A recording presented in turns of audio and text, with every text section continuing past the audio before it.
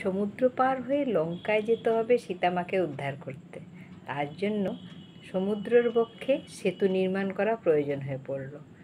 তখন বানর সেনারা কী করলো?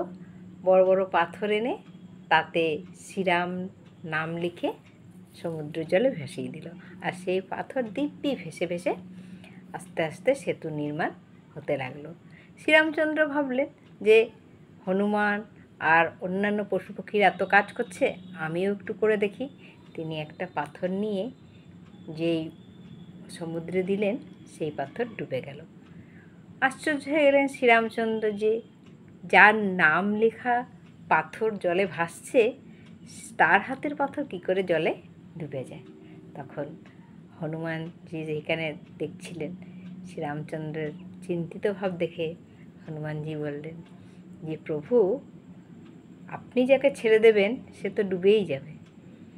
তো মোরাল হলো এটাই যে রাম নামে যে মাহাত্ম্য আছে, যদি ঠাকুর আমাদের ছেড়ে দেয় তাহলে আমাদের কোনো অস্তিত্বই থাকে না।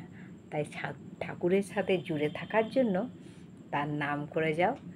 যেই নাম সেই কৃষ্ণ ভজনিষ্ঠা করি, নামের সহিত আছেন আপনি শ্রীহরি। সেই রাম নাম, সেই কৃষ্ণ নাম, সেই পবিত্র নাম ভজ আর নিজের শক্তি বাড়িয়ে যাও।